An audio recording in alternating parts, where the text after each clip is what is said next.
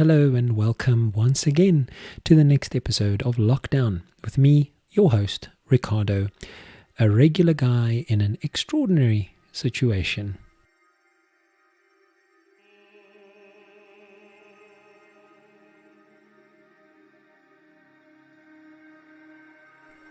So here we have it, the next day.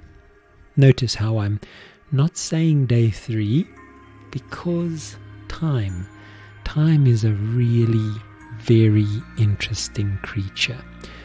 And I've always been interested in how we perceive time depending on what we're doing or depending on the situation we're in. This one, from what I'm gathering, a lot of people on platforms out there are sort of saying that time feels so long now.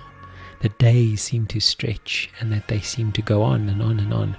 I wonder if you remember as a child, or at least if I was born in 1983, and for me, you had these days that would stretch, and weekends, Saturdays, you just felt like they lasted, and when they came to an end, it was always disappointing, like, oh man, it was over.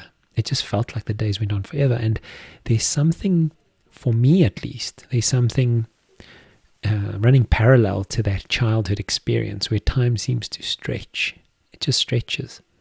And how interesting it is, depending on what it is you're doing or not doing, how time changes and evolves, and how that can be a positive thing or a very negative thing. And I was watching an experiment that a YouTuber did. He is involved with doing videos where he stays in VR environments for like 24, 48 hours without coming out of it, so to speak. He sleeps with the goggles on, with a headset on. He wakes up, he eats, he tries his best to feel his way around, and he stays in these spaces. And then he also did an experiment where for a week he stayed in a pitch black sort of environment. He had a bathroom, he had a way to exercise, he had a place to sleep. And the thing that he did was he spent his time in this complete pitch dark room. So he couldn't see his hand in front of his face for a week, right? And his experiment was all about understanding. He was raising money for a charity, but also just for pure interest. And obviously because, it gets views, but it's an interesting experience because he said the one thing that struck him was the idea that days didn't exist anymore. He didn't have an idea of whether it was a night or day. And it didn't seem to matter as much, if at all, because it all blended. And his state of mind and the way that he felt about things became a lot more enhanced. It's almost like his senses compensated. They compensated for him. So he didn't have to see. So he could feel. And he started coming up with these interesting stories and narratives and worlds in his mind. I'm sure if he got left there to his own devices for months, he might go crazy. But he started feeling a sense of panic, and then he would feel completely at ease. He would feel very much at one with his situation and content. This is an interesting one. I don't think that we would feel content with the situation we're in necessarily, in terms of the limitations and in terms of the situation that we find ourselves in the world. And this is not a pleasant experience for the world in general. I get that. But what I have seen people posting, and this is one of the interesting topics for me, watching people, is that they're rediscovering something about themselves. They're rediscovering that they had interests and that they can do, make, create, bake, sew, paint, read, or just sit and look. And that is something that they had not done for some time. Or the last time they did it, they had less responsibility maybe, or less predetermined, sort of a predetermined way of living. And this interests me a lot because I don't feel like people have that little time that they cannot stop and look at the clouds or read or play games or whatever it is that they've somehow lost along the way in their search for survival, perhaps people would call it that, survival. I think, especially with regards to a middle-class existence, I think survival has a very high standard in our country and the rest of the world. That what people deem as survival, I don't know. I remember reading somewhere that, today's middle class is essentially 200 or 300 years ago's bourgeoisie king lifestyle, which I would totally agree with. I mean, I always think about seeing people irate because their favorite salad dressing or rotisserie chicken isn't available from their supermarket. And I'm thinking to myself, wow, I don't know how capable we currently are as a sort of developed human race to deal with very, very basic and grassroots kind of challenges like this. Limitations on movement, limitations of supplies, limitations of, I don't know, there are many things. But the one thing that stands out for me is this mental space that people are sort of having to, either they're sinking into and feeling quite content with, well, for now, and they're going, wow, I actually had a very productive day. All I did was sit on my bed with my dog, watched some of my favorite shows, cleaned the house by mopping the floors, I cooked something to eat, and that was my highly productive day. And this idea of productivity, the definition thereof, to be productive, to be busy, to be seen as being busy, to be seen as being productive by others, I'm hoping that there's going to be some, or at least, even if it doesn't change the entire landscape of our collective consciousness as a country, that there's enough people who kind of go, wow, I foresee the idea that you go back to normality. Let's call it normality. Let's say everybody just goes back to the lives that they had left. And of course, we know socioeconomically, in terms of economy and things that will happen post this whole experience, that's going to be hard. But let's say everyone can go back to what they were doing, more or less. I'm hoping that some of this sort of awareness sticks, that we hold on to something that we found. And then the first thing that I remembered people saying was how quiet the city was here in Johannesburg. And I imagine it's the same in every other major city. It's so quiet. There's no sound or permanent sort of humming, swooshing, whooshing sound of cars, and no planes, no flights. And that for most people, from what I saw, they said it was eerily quiet. And there's something in the fact that you can hear birds, hear insects, that we almost forget that we are mammals. We definitely forget that we're just part of an ecosystem. That's for sure. That's absolutely for sure. Especially in a city. And even on a holiday where people go to some, remote 4x4 only location, it's still there's still a level of curation and manicure. Like no one actually wants to go live in the actual wild bushveld, like for real. There are people, and those are the ones which we, watch on National Geographic and go, damn, this person's crazy and how amazing, but no way, like I'm not going to be bitten by a snake and die out there. There are those, but I'm saying that the first thing people noticed were how much a part of the world they were when the artificial sounds of what we've created died down. So I'm wondering if there's a parallel there. If there's a parallel in our own mind's city. Is there something which gives there that goes, wow, it's a little more quiet in here now. And please don't get me wrong. I'm not advocating for 1 second that you drop all things and run into the bush and hug trees all day long and live off bark and fruit that falls from the tree. No, I'm saying even in your daily crazy busy grind, is there space to realize that perhaps some of the rush and the pressure and the stress is self-induced?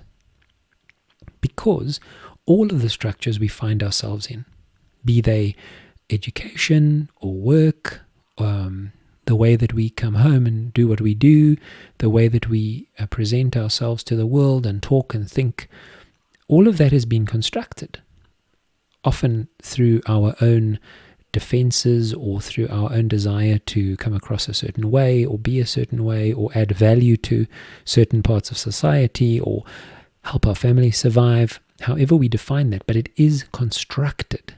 It is created in the same way that overnight, essentially, it's all been removed. And yet, you are still there. I am still here. So I am not the sum of how productive I can be in my work.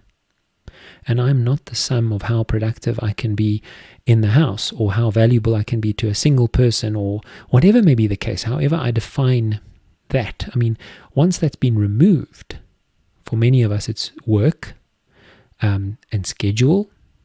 And I think part of maintaining a healthy sense of self and a good level of keeping yourself above the water, so to speak, in this kind of situation is having a little schedule and having a little a sense of what's to come. I think it helps a lot. But what about this newly found breathing space, this newly found space of noticing things? There's something in that which I'm really hoping over the next few days, weeks, if it's months, who knows, I'm kind of hoping for that to expand a little more in the most positive way possible.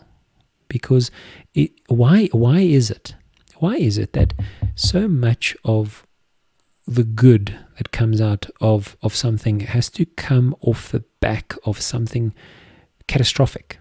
Like, when people have near-death experiences, accidents, heart attacks, whatever may be the case, then they're kicked into awareness, like, oh wow, yes, I'm part of this world and I need to give back to it somehow, and I should really rekindle my friendship with that guy I called a jackass 10 years ago, but he's actually a really good guy and I feel really bad now.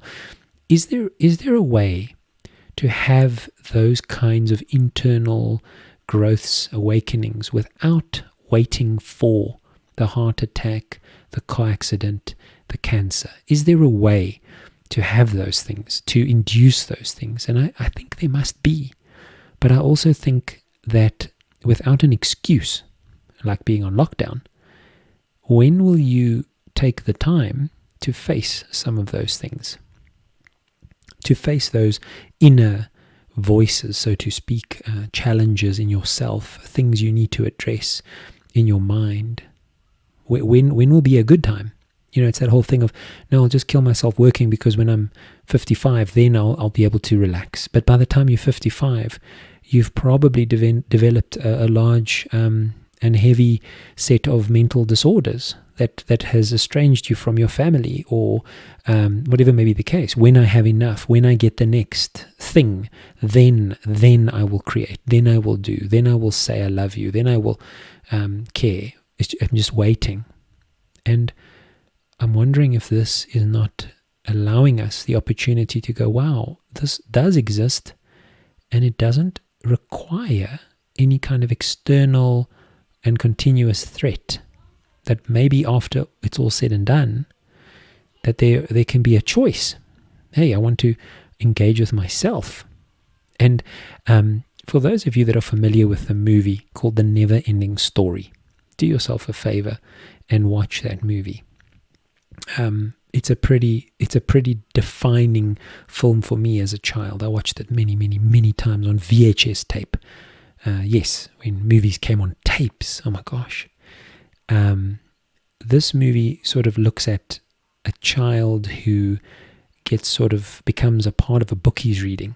But anyway, there's a moment in the story where the hero, the protagonist, has to face challenges, one of which is moving between these gates that can kill him, shoot lasers at him, and if there's fear in his heart, they will sense it and they will kill him, and he passes through this and he faces the next challenge. And then the final challenge, after these massive challenges, these big external challenges, right? Big statues and things that could kill him, and fights that could cut him up into pieces. His final challenge seems like an understatement. He walks through the snowy landscape with this howling wind, and he comes up to what looks like a cave's entrance, and as he steps in, he realizes he's looking into a mirror. And the person who tells him he's going to have to face this challenge says, this is the hardest challenge because most men run away screaming from this magic mirror gate, because you have to see yourself and deal with your inner self. And that is a lot harder than the external. So there's something in this time that we can use to just sit in ourselves. And it doesn't have to be self-indulgent. I know that there's a mistake that people often feel, or there's a stigma around that. Or it's just very hard to do. This idea of sort of getting absorbed in yourself is some sort of self-indulgent practice, you know.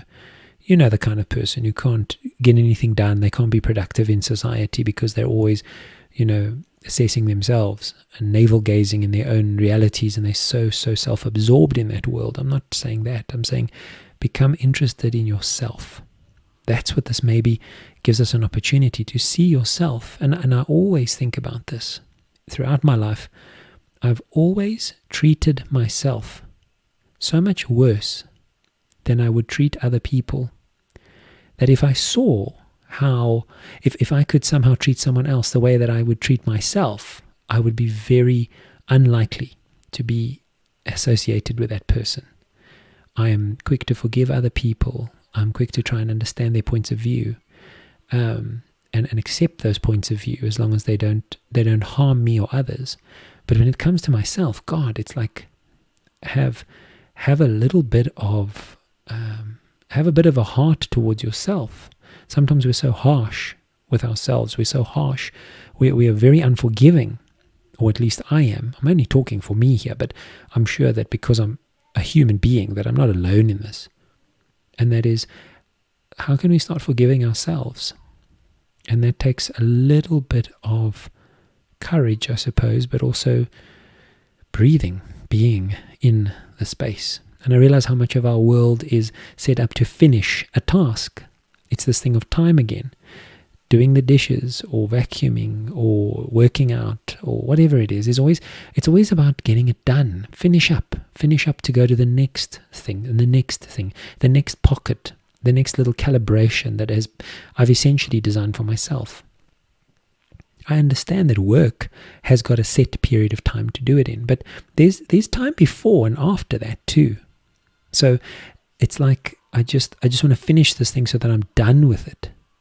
But why do it in the first place if all I'm trying to do is get it done? Like, how much of my life is like that? And is there some way to engage and enjoy and be part of the experience, irrespective of whether it's housework or folding clothing or just being? That sort of, you know, that sort of hyperventilation of busyness that has afflicted us. I think it's stopped us from being able to see what's going on. Just like with this massive trauma our country has experienced. It's like we're really, truly coming to grips on some level with the difficulty that such a large portion of our country is facing. It's like, wow, you're seeing people make suggestions like leaving food, tins of food out on certain days of when people come and collect the refuse, so that they are able to take this food for themselves, and ways to donate, and there's this sort of thing. Everybody becomes more aware, because I think it's becoming real that there are actual suffering and challenges and things that we can, with some will and on a small, very direct scale, influence, which is actually great. Why not? And do we just go back? Do we just go back to our lives and just have it speed again? Do we just run up that flywheel? And yes, there'll be a lot of reparation to be done. There'll be a lot of ground to cover when it does, and there'll be a lot of recovery. Of course there will be, but the fact is that we all will be in that kind of space. We'll all have challenges relative to our own lives, you know. But we're coming to grips with the fact that there are some very real things that can be shifted, that can be changed if we on a large scale decide for that to happen and then act within our individual capacity. That's the big thing. You can't really convince an entire world to do something. You can't. We're seeing how difficult that is in every country. But the large portion of our country and every other country wants to do the damn right thing. It's just true. So for me, what's really been highlighted here is that humans are intrinsically quite good. Yes, the really chemically unbalanced evil people out there do a lot of damage. A lot. And that's the thing too, is that one bad guy can really do a lot of damage to a lot of good guys. But everybody wants what is best for their immediate environment and the people they care for. Everybody does. No matter what their income, no matter what their background, their past, their education, they all want the same thing.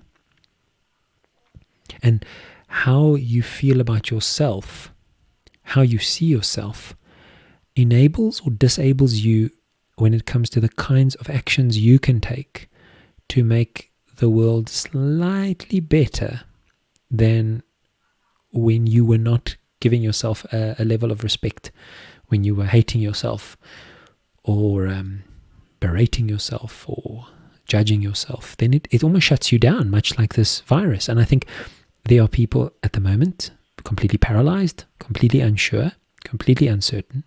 There are people who are pushing as hard as they can to not fall into that and sort of just business as usual. Let's just keep going. Doesn't matter what we have to do.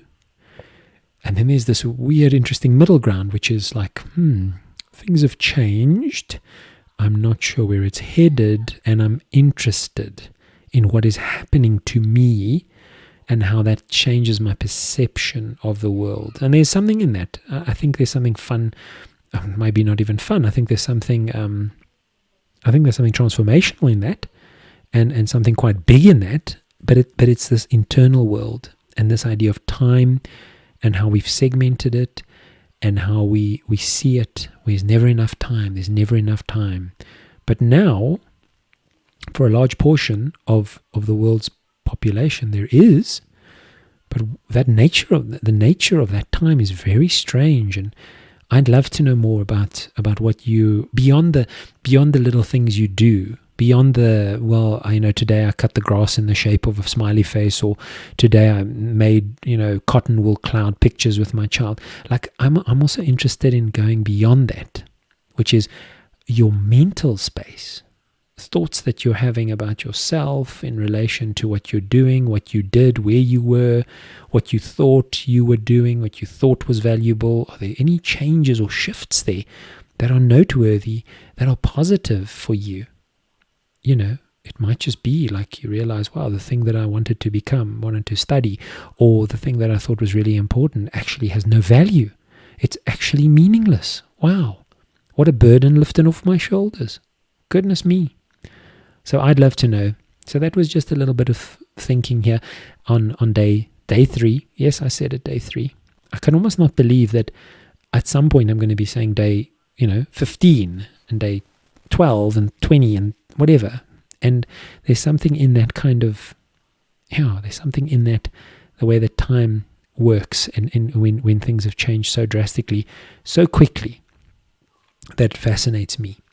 So I hope that your third day was as good as it could be. If not, if it was challenging, and if it was difficult, and if it was horrible, and if it was depressing, and if it was anxiety-filled, forgive yourself. Forgive yourself. You are just a human being. You're just an animal on planet Earth. That's okay. That's okay. You're just a person. Give yourself a little bit of slack.